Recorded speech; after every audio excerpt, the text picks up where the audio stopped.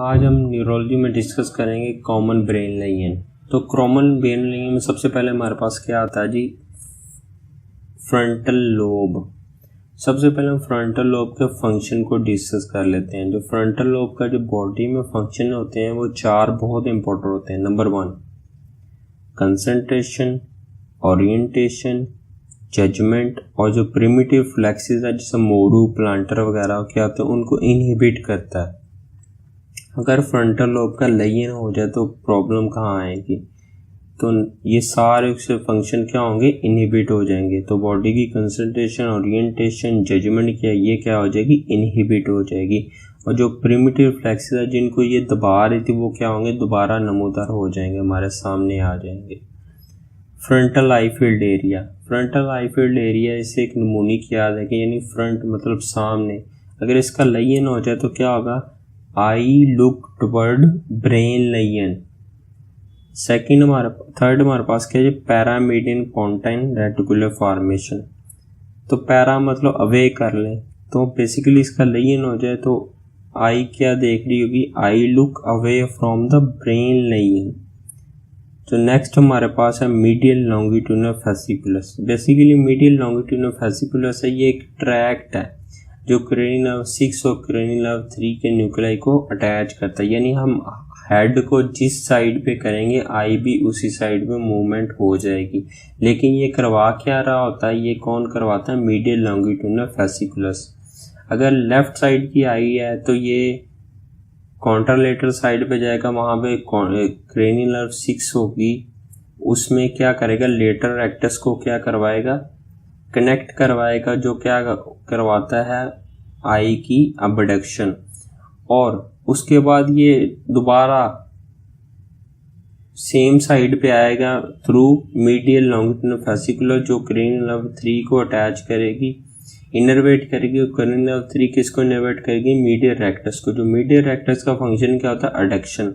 Basically अगर इस tract का ही लेजन हो जाए तो क्या होगा, जो हमारे पास लेटरल रेक्टस है यानी उसकी अबडक्शन प्रॉब्लम हो जाएगी। जो क्रेनियल नर्व 3 है जिसमें मीडियल रेक्टस है उसकी क्या होगी, अडक्शन हो जाएगी। तो इसका जो लेजन है तो बेसिकली इसकी लेजन की फाइंडिंग क्या होती है, ये इंट्रान्यूक्लियर ऑप्थेल्मोप्लेजिया करवा देता है, जिसमें क्या होगा, ये impaired adduction of ipsilateral light यानी सेम साइड पे अडक्शन में प्रॉब्लम कराएगा, कॉन्ट्रालेटर साइड में क्या करवाएगा, अबडक्शन में।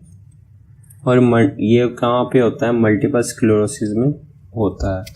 अब जो नेक्स्ट हमारे पास लेजन है वो क्या है, बेसल गैंग्लिया का। बेसल गैंग्लिया के लेजन में हम देखते हैं ये जो झटके बॉडी को लग रहे होते हैं एट रेस्ट पे, वो बेसल गैंग्लिया की वजह से लग रहे होते हैं और इनवॉलंटरी मूवमेंट करवा रहा होता है, जिसमें कोरिया एथिटोसिस बोलते हैं। और बेसिकली बेसल गैंग्लिया किन 3 डिजीज़ में डैमेज होता है, नंबर 1 पार्किंसंस में, हंटिंग डिजीज में और विल्सन में।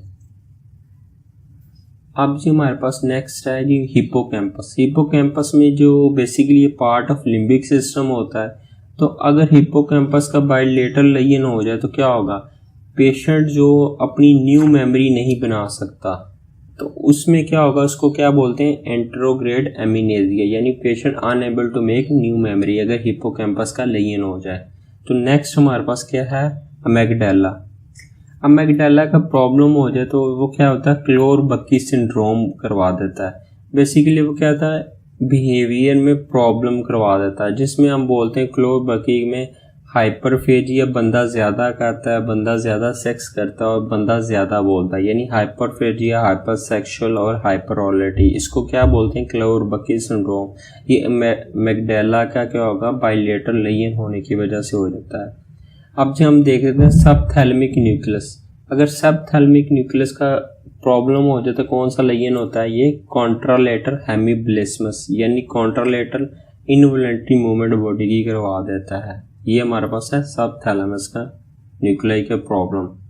नेक्स्ट हमारे पास जो लेजन है वो मेमोरी बॉडी।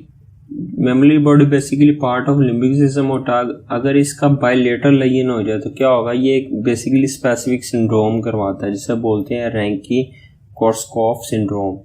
बेसिकली इसका नमूनी क्या है, कैन से कन्फ्यूजन, ए से अटैक्सिया, एन से निस्टैगमस, ओ से क्या होगा ऑप्थल्मोप्लेजिया करवा देता है। और नेक्स्ट इसमें क्या होता है, मेमोरी लॉस हो जाएगी, यानी पेशेंट अपनी न्यू मेमोरी भी बना नहीं सकेगा और पुरानी मेमोरी को याद भी नहीं कर सकेगा, जिसे बोलते हैं एंटीरोगेड, यानी न्यू मेमोरी नहीं बना सकेगा और पुरानी मेमोरी क्या होगी, रेट्रोग्रेड एमनेसिया उसको बोलते हैं। और कन्फ्लबेशन और पर्सनैलिटी चेंज में आएंगी। नेक्स्ट हमारे पास जो लेजन है वो डॉर्सल मिड ब्रेन का। डॉर्सल मिड ब्रेन का लेजन हो जाए तो बेसिकली क्या होता है, पैरानॉइड सिंड्रोम हो जाता है।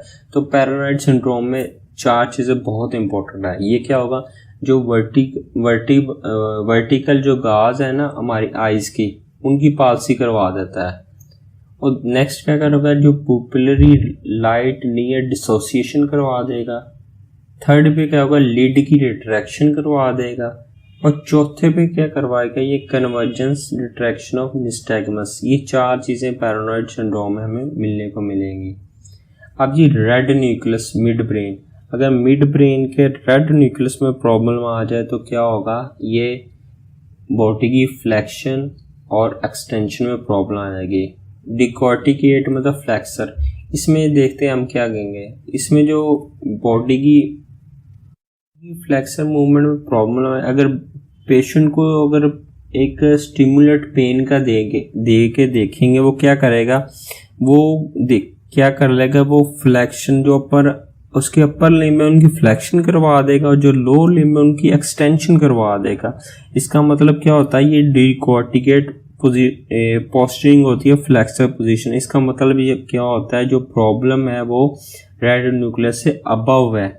लेकिन अगर बॉडी को पेशेंट को हम दोबारा स्टिमुलेट पेन का स्टिमुलाई दें, वो क्या होगा, डिसेरिब्रेट यानी एक्सटेंसर पोस्चरिंग कर देगा। एक्सटेंसर पोस्चरिंग क्या होती है, ये एक तो एक चीज़ को शो करेगी, जो प्रॉब्लम है वो बिलो द रेड न्यूक्लियस है, और पेशेंट क्या करवाएगा, ये extension of upper and lower extremities दोनों की एक्सटेंशन करवा देगा। ठीक है। नेक्स्ट हमारे पास है जी reticular activating system of midbrain में प्रॉब्लम आ जाए तो बेसिकली इसका जो काम होता है वो पेशेंट को वेक करवा देता है, रोसल वेकनेस। अगर इसका ही लेजन आ जाए तो क्या होगा, जो इसका जो लेवल है रोसल और वेकनेस का, वेकफुलनेस का, वो क्या होगा, डिक्रीज हो जाएगा।